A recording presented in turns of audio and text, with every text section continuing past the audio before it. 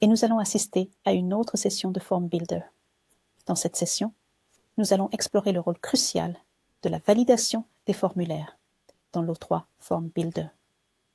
À la fin de cette session, vous comprendrez comment ajouter des règles de validation de base pour vos formulaires. C'est très important car cela garantira que les données que vous allez collecter sont précises et complètes. Nous avons plusieurs options de validation disponibles, mais dans cette session, nous nous concentrerons sur seulement quelques-unes. Donc, examinons le premier, qui est les champs obligatoires. Comme son nom l'indique, les champs obligatoires garantissent que le champ doit être rempli avant que le formulaire ne puisse être soumis. Nous pouvons pratiquer cela en utilisant les informations sur les signes vitaux du patient. Donc, sous les signes vitaux du patient, nous avons le pouls et la température.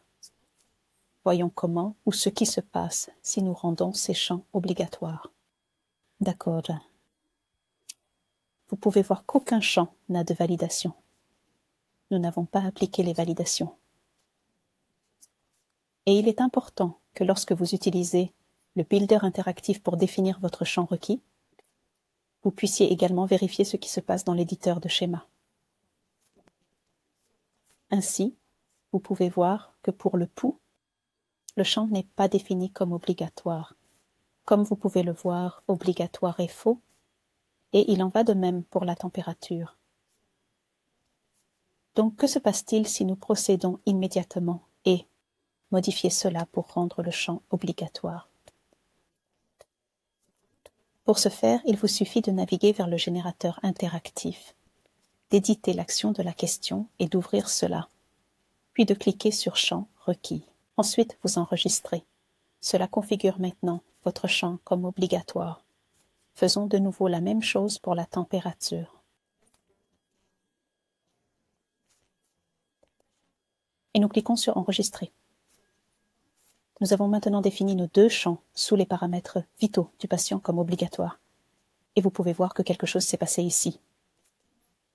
Dans le schéma, le requis n'est plus faux, c'est maintenant vrai. Mais aussi, si nous regardons ce qui se passe lorsque nous prévisualisons notre formulaire, vous pouvez voir que maintenant, nous avons ces deux astérisques pour chacun des champs. Cela signifie que ces deux champs ont maintenant été définis comme obligatoires et que les informations doivent être saisies avant de soumettre ce formulaire.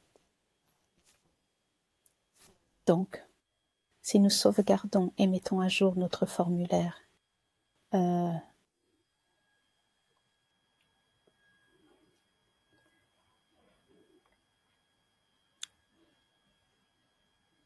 voilà, nous avons terminé cela.